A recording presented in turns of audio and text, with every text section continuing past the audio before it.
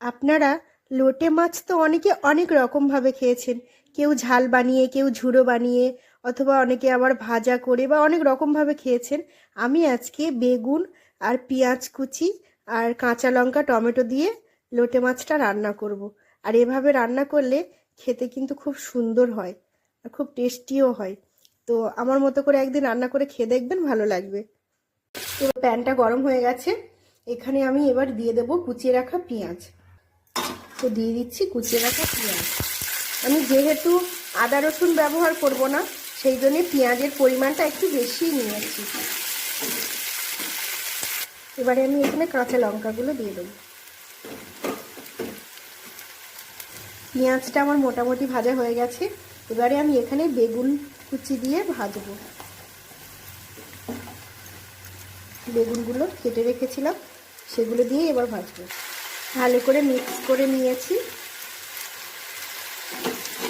এবারে আমি ভাজবো এটাকে ভালোভাবে। বেগুনটা নরম হয়ে গেছে। এবার এখানে আমি টমেটোটা দিয়ে দিচ্ছি। এবারে আমি এখানে হলুদটা দিয়ে দিচ্ছি। এবারে দিয়ে দিচ্ছি পরিমাণ মতো লবণ। এবারে আমি এখানে এই লোটে মাছগুলো দিয়ে দেবো। এগুলো দিয়ে ভালো করে নেড়ে চেড়ে নেব। আর কিছুক্ষণ পরে লোটে মাছটা একটু নরম হয়ে গেলে এর কাঁটাগুলো বেছে ফেলে দেবো।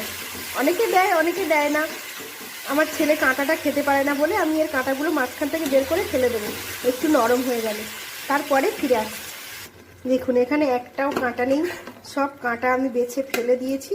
দিয়ে তারপরে আস্তে আস্তে এবার এটাকে জল শুকিয়ে রান্না করব। প্রায় জলটা অনেকটা মরে এসেছে, বাট এখনও আমি এটাকে অনেকক্ষণই রান্না করব। প্রায় হয়ে গেছে, কিন্তু এখনও আরও একটু হবে। হয়ে গেলে দেখাচ্ছি। এটা একদম রেডি হয়ে গেছে। আর এটা কিন্তু খেতে খুবই সুন্দর হয়। এই কড়াই থেকে একদম ছেড়ে আসছে আর ভাজা ভাজাও হয়ে গেছে। তো দেখুন একদম রেডি হয়ে গেছে বেগুন দিয়ে লোটে মাছের তরকারি। এইভাবে খেয়ে দেখুন, সত্যি বলছি খুব খুব ভালো লাগে।